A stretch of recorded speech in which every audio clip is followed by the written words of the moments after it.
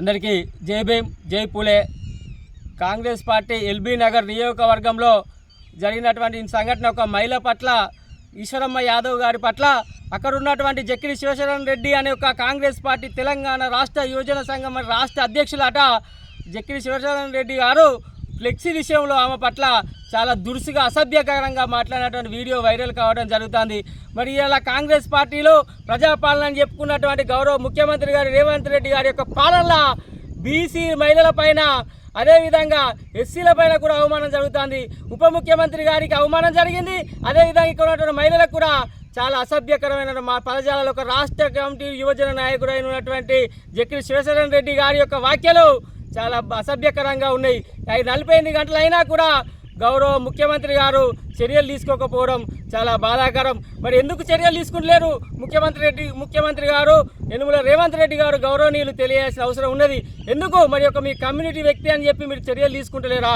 దానికి కారణం ఏందో తెలియాల్సిన అవసరం ఉన్నది. మరి అదేవిధంగా ఆ వ్యక్తి మరి గౌరవ సోదరులను కూడా అసభ్యకరంగా తిట్టడం జరిగింది.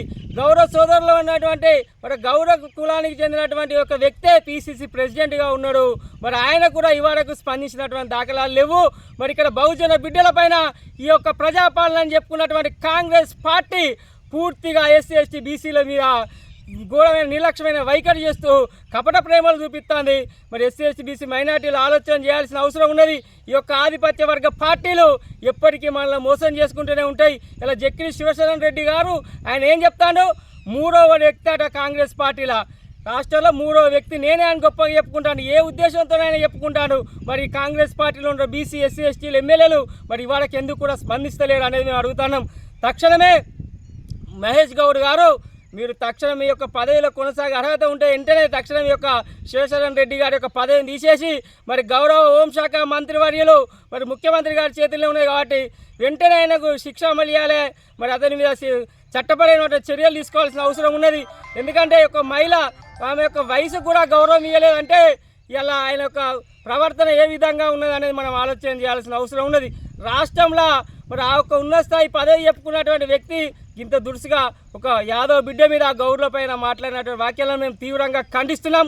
తక్షణమే జక్కిడి శివశరణ్ రెడ్డి గారు మీరు ఈ యొక్క బహుజన వర్గాలకు క్షమాపణ చెప్పాల్సిన అవసరం ఉన్నది.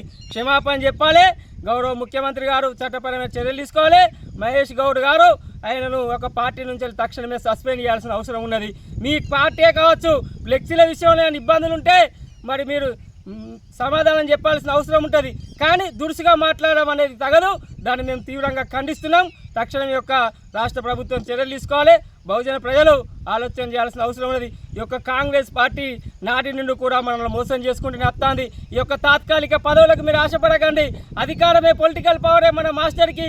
ఈ యొక్క పవర్ కోసం మీరు ఆలోచన చేయాల్సిందిగా ఆ తాత్కాలిక పథకాలకు ఆశపడకుండా మన రాజ్యం వచ్చే వరకు కోసం మీరు పోరాటం చేయాలని కోరుకుంటూ జై భీమ్, జై పూలే, జై భారత్.